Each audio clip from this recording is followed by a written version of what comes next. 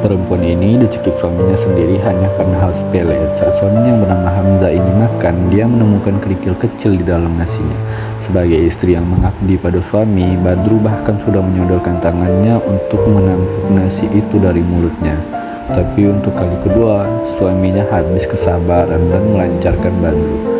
Suara gaduh yang bersumber dari rumah Hamzah kerap kali didengar oleh tetangga.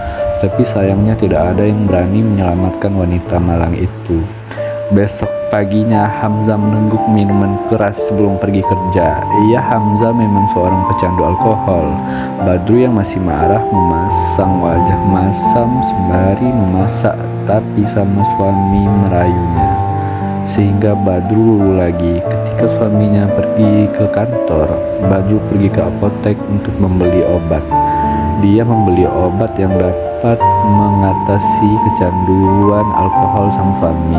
Saat di rumah, Badru menghaluskan obat tersebut menjadi sabu dan menaburkannya dalam masakan. Badru berharap obat ini bisa menjauhkan suaminya dari pengaruh buruk minuman keras, serta berharap suaminya berubah tidak lagi memukuli dirinya.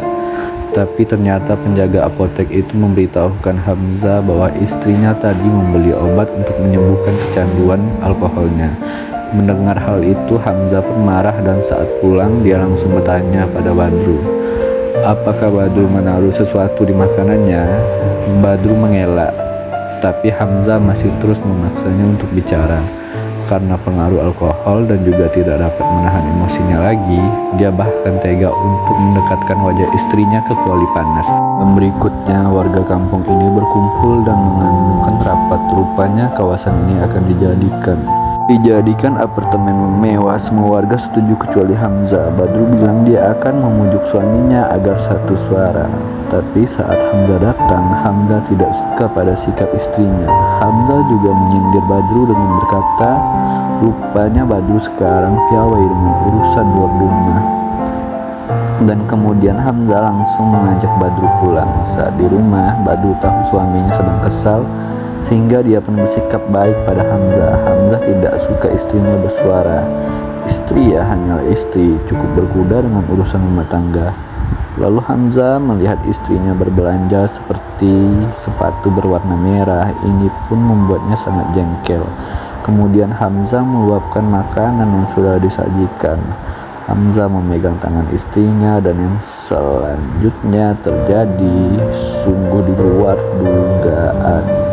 Dia pun menghujamkan hak sepatu itu ke sela-sela jari jemari istrinya semakin cepat dan membuat Badru ketakutan sampai akhirnya hak sepatu runcing itu benar-benar melukai jarinya. Namun besoknya Hamzah kembali lembut. Pria ini membawakan makanan untuk sang istri.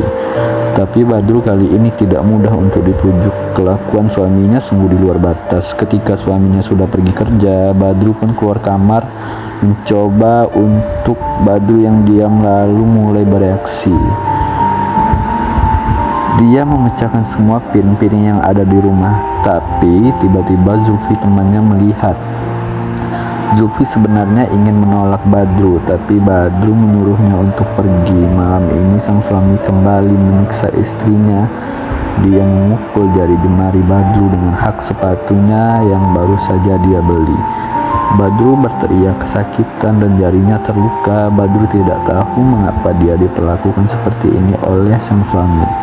Besoknya Zulfi teman Badru yang mengetahui bahwa dirinya kerap kali disiksa oleh sang suami melaporkan sang suami ke polisi. Lalu Badru dan ibunya datang ke kantor polisi sebagai saksi dan korban. Ketika ditanya polisi, Badru mengiyakan kejadian tersebut dan membuat Hamzah pun ditahan. Saat Badru ingin berpamitan pada sang suami, Hamzah kembali membujuk Badru. Dia mengatakan bahwa dia tidak akan mengulangi perbuatannya lagi. Hamzah alih semuanya itu karena cinta dan dia jadi mengekang Badru. Hamzah pun menangis berpura-pura lemah tak berdaya. Mendengar kata manis dari Hamzah, Badru pun percaya dan menarik kenyataannya kepada polisi dan meminta untuk melepaskan suami tercintanya itu. Polisi dan sang ibu kesal karena sikap badan yang lain. Saat perjalanan pulang, Hamzah bertanya siapa orang pertama yang melaporkan dirinya kepada polisi. Kemudian Hamzah menuduh sang mertua yang melaporkannya. Lalu secara tidak sopan, Hamzah mendorong-dorong wajah mertuanya. Sang mertua meminta Hamzah untuk berhenti.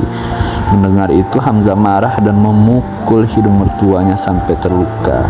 Di sini sang mertua seketika meminta mobil menepi dan berhenti. Badru menyusul ibunya meminta maaf atas perbuatan suaminya.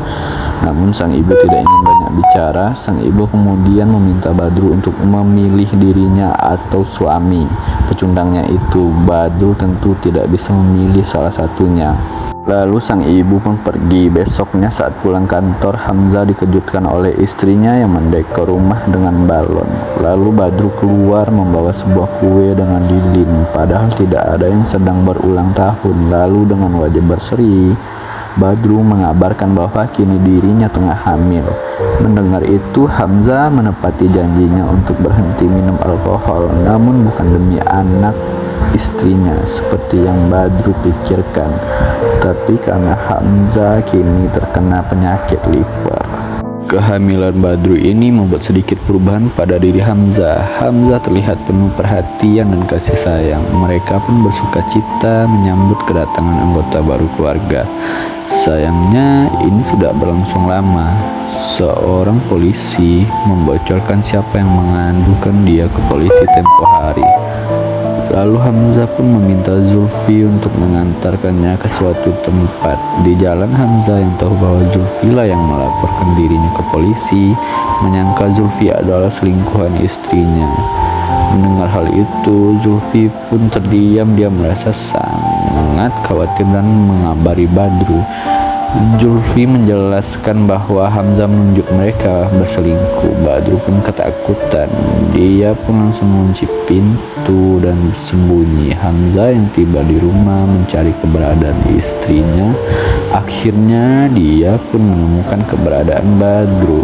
Dengan tega, Hamzah malah menuduh anak di kandungan Badru adalah anak Zulfi. Badru pun mengatakan bahwa Hamzah sudah hilang akal. Anak ini adalah darah daging Hamzah, tapi suami kejamnya ini malah menyambar wajah Badru dengan kuat. Badru yang hamil pun terjatuh. Kemudian bagaimana kisah ini selengkapnya? Saksikan di next part.